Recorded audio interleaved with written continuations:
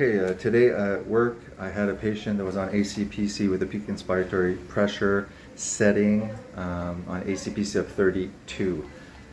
With that, there was a PEEP of 8. The volumes were around 300, which is 6 cc's per kilogram for this patient. She has seizures, she is septic, but now suddenly she's on 100% oxygen, so we put the electrical impedance tomography belt on the patient, and this is what we saw.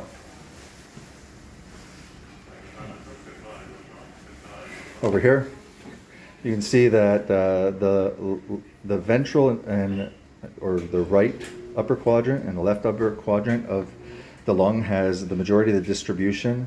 Very poor in region 3 and 4, the dorsal regions, and we tried APRV because ACPC wasn't helping at all with anything. APRV was just kind of creating a stronger white band across the chest. Obviously, we're trying to open up the dorsal region, but the risk of hurting the ventral over a long time. So since the APRV didn't work, I said let's prone the patient so that the ventral areas here will have the body weight, and we'll remove all the body weight from the dorsal area. And within a very short time, if you look over here, in a very short time,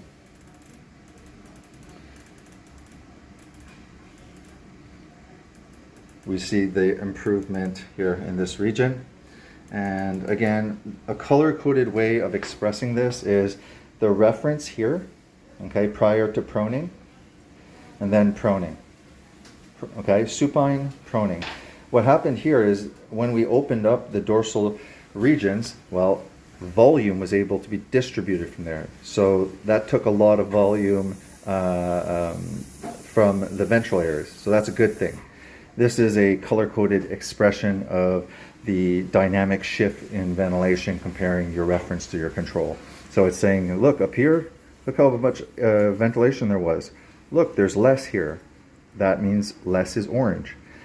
Look, see here, there's more starting to appear here. That's represented by blue. You can also look at impedance curves. When they have an upward trajectory, usually means that you are recruiting or augmenting, increasing the end expiratory lung volume. Over here I'm using the end expiratory lung impedance values.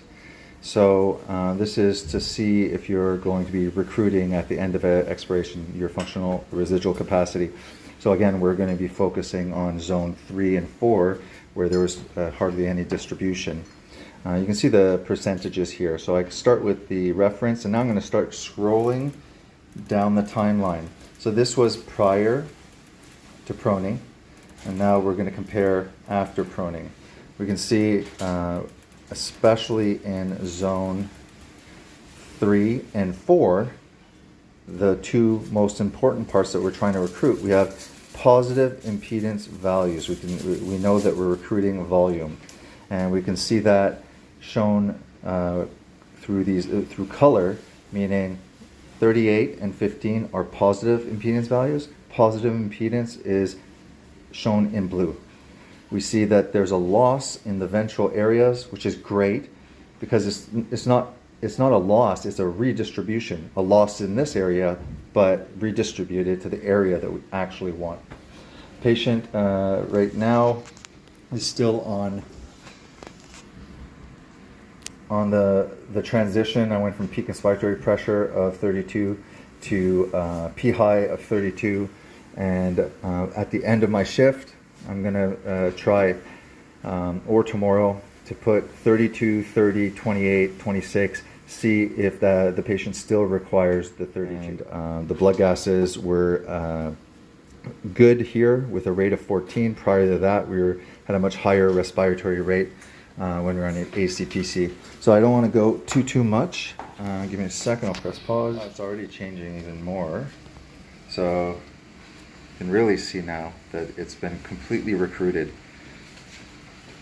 That's pretty impressive. Look at that. You see that?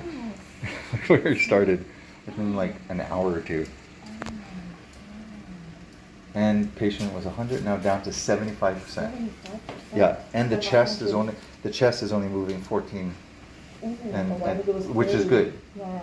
Okay, so this is again a continuation of the case study that I'm presenting here to you guys. This is the next morning. I'm here. We've left the P high at 30, and my colleagues, when I came, had extended the T high to 5 seconds. I've extended it to 6 seconds, and we still have a pH of 7.3, 7.43 and 36, I think, the CO2, which is quite impressive because we only have 9 releases. The release volumes are about 420, which would be 8 cc's per kilogram for her height.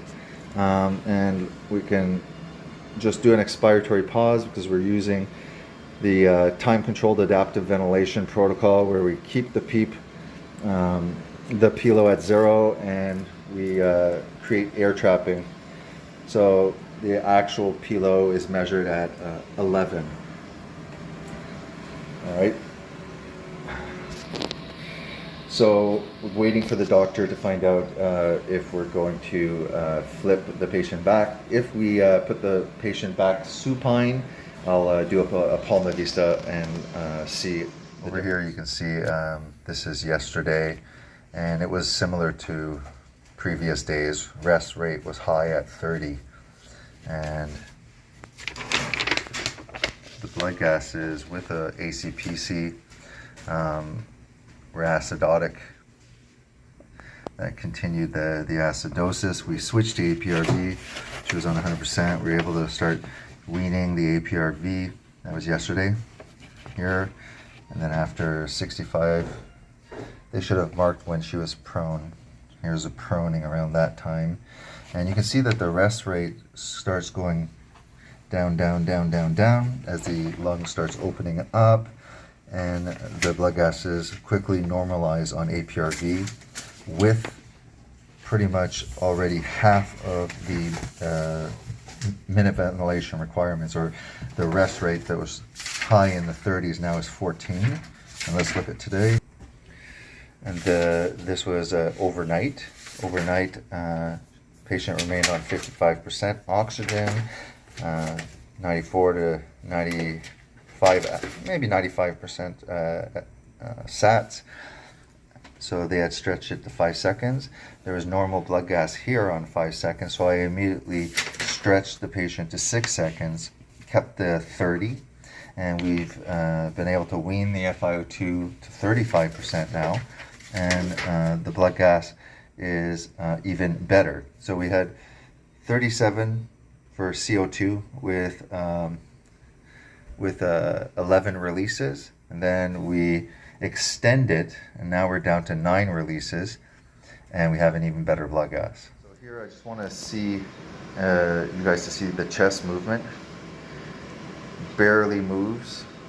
Very brief releases from the P high.